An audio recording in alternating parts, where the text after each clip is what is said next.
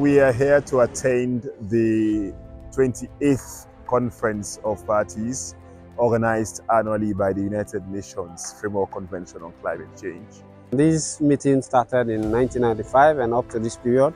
At the end of the year, for 2 weeks, global leaders, politicians, civil society, technicians, technical people will meet to discuss a common problem that is addressing or reversing the issues of climate change that is facing the world. We have several things I want to achieve.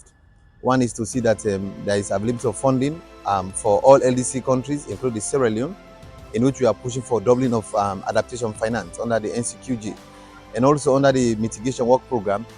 We are looking forward to see how our conditional NDCs can be funded to be implemented, and also develop countries that are emitting higher to cut down their emission in this critical decade. So amongst most of the things, and also for capacity building under transparency, and also these are things we are pushing forward to. Looking at the global triple crisis, that is climate change, biodiversity conservation, and pollution, I think it's key to be at this COP here, to push ways to enhance collaboration, to enforce meetings with partners, to make sure we align our NDCs with the provisions indicated in the National Biodiversity Strategy and Action Plans.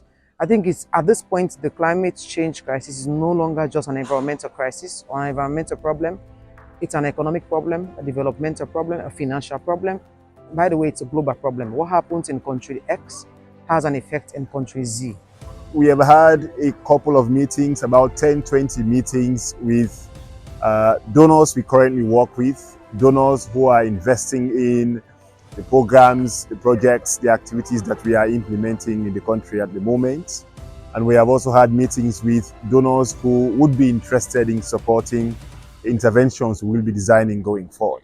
So it has been an exciting opportunity discussing possibilities, exploring potentials at the country level, and identifying organizations interested largely in the stories we have been telling and in the opportunities we have been presenting about what the country offers and what sort of actions we want to take going forward.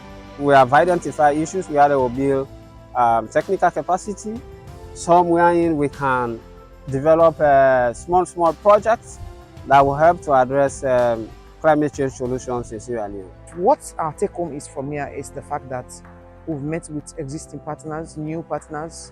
We're trying to enhance our collaboration, and especially for us to look for ways to implement the requirements, targets indicated, and strategies indicated in our NDCs. Not just to implement the NDCs, but to make sure we align our NDCs with our NBSAPs.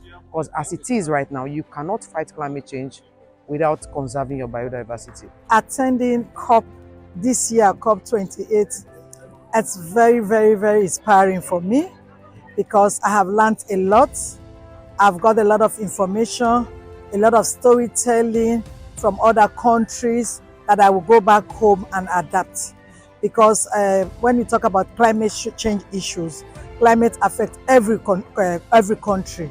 And coming back here, looking at some of the things that people are doing in other countries, I think we are doing the same thing, but there are other things that we need to go back and adapt that we have already learned from here.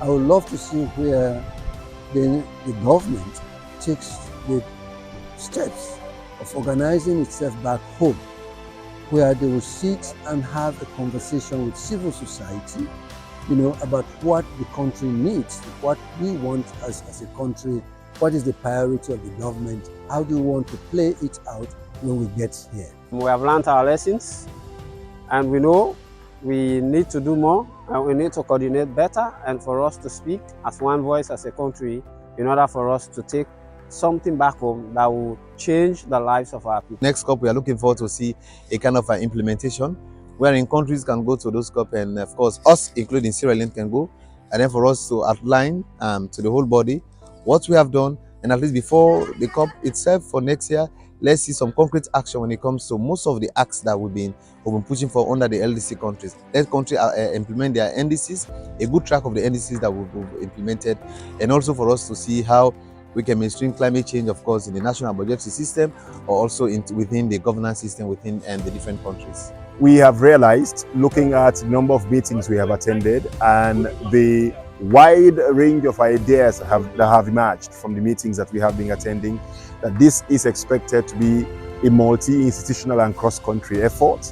So we are expecting as well in the next few months to engage really widely, really broadly, all of the institutions that matter in this context, including PICREF, the Ministry of Environment, the Water Resources Ministry, the National Protected Areas Authority, other agencies within and outside our sector, so we can have a very clear and common understanding of some of the common actions we should be working on, and what are some of the more extraneous things that we should be looking at as an agency moving forward. The final point is more communication, more public engagement, more community meetings, more sensitization meetings, so people are fully aware of the issues we are seeking to address. And then we can have an opportunity of consulting all of the different bodies we are seeking to engage. We can have a process of enriching the learning we are gathering, the understandings we are developing. So there is further clarity on what we think would work in the future and what we think would be ideal under the current circumstance.